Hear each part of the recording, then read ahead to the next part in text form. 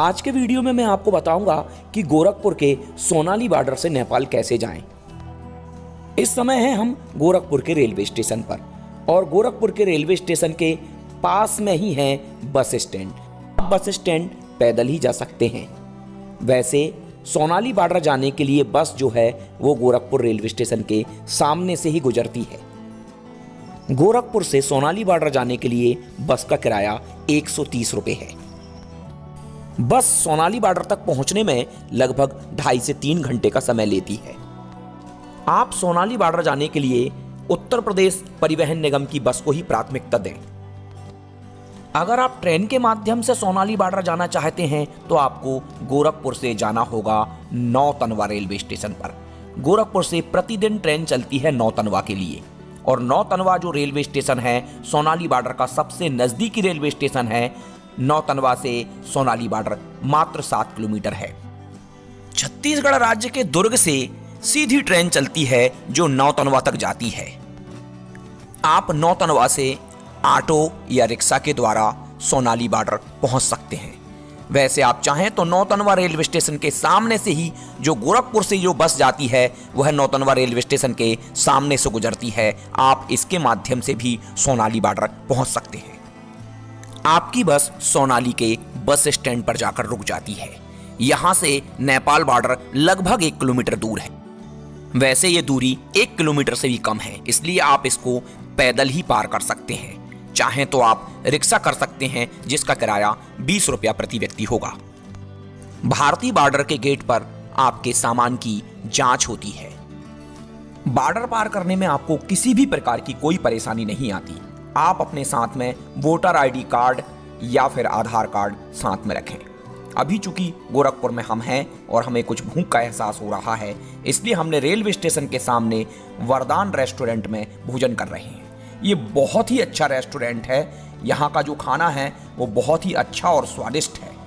यहाँ पर 70 रुपये में साधारण थाली और 120 रुपये में वरदान थाली। आपकी बस जब सोनाली बॉर्डर के लिए गुजरती है तो आप बीच रास्ते में ही आपको पड़ता है गोरखनाथ मठ मंदिर। चाहे तो आप लोकल बस के माध्यम से इस गोरखनाथ मठ मंदिर में आ सकते हैं। यहाँ रुकने के लिए भी बहुत अच्छी व्यवस्थाएं हैं। हम आ पहुंचे हैं सोनाली बॉर्डर। सोनाली बॉर्डर का ये है बस स्टैंड। ये भारतीय एरिया का बस स्टैंड है और यहाँ से आपको लगभग आधा से 1 किलोमीटर पैदल चलना होगा नेपाल बॉर्डर की ओर। आपको किसी की बातों में नहीं लगना है। आप या तो पैदल ही पैदल नेपाल बॉर्डर की ओर चले जाएं या रिक्शा कर लें, लेकिन रिक्शे वाले से पहले ही बात कर लें। 20 रुपये में आपको रिक्शा वाला नेपाल बॉर्डर पर पहुंचा देगा। भारतीय बॉर्डर पर आपके सामान की जांच हो सकती है, लेकिन आप किसी बहकावे में ना आए। किसी प्रकार के रुपया एक्सचेंज करने की कोई आवश्यकता आपको नहीं है, क्योंकि भारतीय रुपया वहां पर चलता है। सभी प्रकार के नोट नेपाल में चलते हैं, इसलिए आप किसी की बातों में ना लगें। किसी दलाल के बहकावे में ना आए। सीधे नेपाल बॉर्डर आप चले जाएं और नेपाल बॉर्डर की ओर से चलती हैं बसें। आपको नेपाली बस में ही जाना है। आपको इस तरफ किसी भी प्रकार की बस की बुकिंग नहीं करना है। अभी जो आप देख रहे हैं ये उत्तर प्रदेश परिवहन निगम की बस है, जिसके माध्यम से आप गोरखपुर से सोनाली बॉर्डर आते हैं। सोनाली बॉर्डर पर आप आ चुके हैं और आपको नेपाली बॉर्डर की ओर जाना है। नेपाली बॉर्डर में आपको वहाँ की बसें मिलेंगी जो लग्जरी बस होंगी और आपको काठमांडू तक का जो किराया है वो 750 रुपया प्रति व्यक्ति लगेगा। इसलिए आप उनसे भाव-ताव कर लें, पहले ही ठहरा लें। सोनाली बॉर्डर से काठमांडू तक बस में 12 घंटे का समय लगता है। आजकल ये बस चूंकि पशुपतिनाथ काठमांडू मंदिर के सामने तक नहीं जाती है, इसलिए आपको वहां की फिर लोकल बस का सहारा लेना पड़ेगा। इसलिए आप लोकल बस के माध्यम से पशुपतिनाथ काठमांडू मंदिर में पहुंच जाते। इस बस का किराया 40 रुपये प्रति व्यक्ति होता है। यह बसें चक्रपथ के नाम से चलती हैं, जो पूरे काठमांडू का भ्रमण करते रहती हैं। 30 किलोमीटर का राउंड लगाती। पशुपतिनाथ मंदिर का एरिया गौशाला कहलाता है, इसलिए आपको बस वाले को बोलना है कि हमको गौशाला पर उतार दें। गौशाला यहीं पर है एक बहुत ही अच्छी धर्मशाला, जिसको पशुपतिनाथ गौशाला धर्मशाला कहते हैं, जो कि मंदिर के सामने ही है। आप किसी से भी पूछ लें, आपको पशुपतिनाथ गौशाला धर्मशाला के बारे में वो बता देगा। रक्सौल बॉर्डर से भी काठमांडू तक बस का किराया 750 रुपया है। इस समय हैं हम पशुपतिनाथ मंदिर में। मंदिर के दूसरी तरफ है गुहेश्वरी शक्तिपीठ।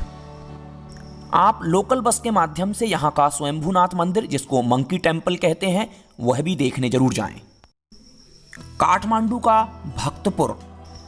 काठमांडू के सभी स्थानों के दर्शन आप लोकल बस के माध्यम से बहुत सस्ते में कर सकते हैं।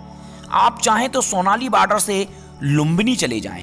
लुम्बिनी यानी भगवान बुद्ध का जन्म स्थान, माया देवी का मंदिर। लुम्बिनी सोनाली बॉर्डर से 30 किलोमीटर दूर है।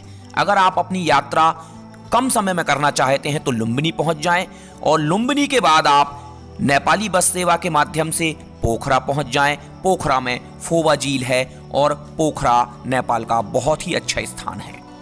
पोखरा के बाद आप काठमांडू आ जाएं, और काठमांडू में आप काठमांडू से 30 किलोमीटर दूर है नगरकोट, जहां से माउंट एवरेस्ट दिखाई देता है। अगर आप नेपाल में 1 हफ्ते से ज्यादा का समय बिताते हैं तो आप यहां के मुक्तिनाथ मंदिर भी जा सकते हैं। हमारी नेपाल की यात्रा। हम पहुंचे थे बिहार राज्य के जयनगर रेलवे स्टेशन, और जयनगर रेलवे स्टेशन से हम बस के माध्यम से पहुंचे थे भारतीय बॉर्डर, जिसको पीपरोन बॉर्डर कहा जाता है। पीपरोन बॉर्डर से हम लगभग आधा किलोमीटर पैदल चल के हम पहुंचे थे नेपाल के जटही में।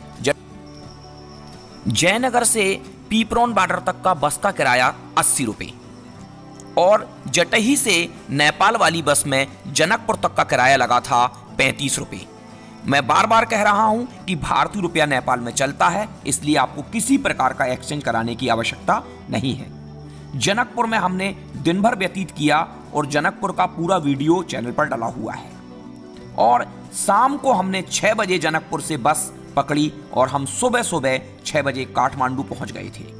काठमांडू में हमने दिन भर व्यतीत किया, और शाम को हमने 6 बजे काठमांडू से बस पकड़ी, और हम आ गए सुबह 8 बजे सोनाली बॉर्डर। लगभग 12 घंटे का समय काठमांडू से सोनाली बॉर्डर तक का लगता है। और अब आप सामने पशुपतिनाथ काठमांडू मंदिर देख पा रहे हैं, और आप देख पा रहे थे नंदीश्वर।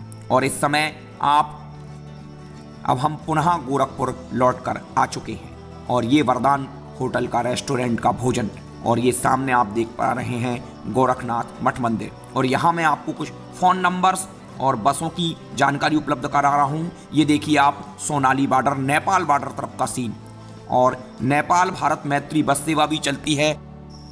सोमवार और गुरुवार में गोरखपुर से सीधे काठमांडू के लिए भी बस सेवा आपको मिल जाती है। यह भारतीय बस होती है। नेपाल की यात्रा बहुत आसान है।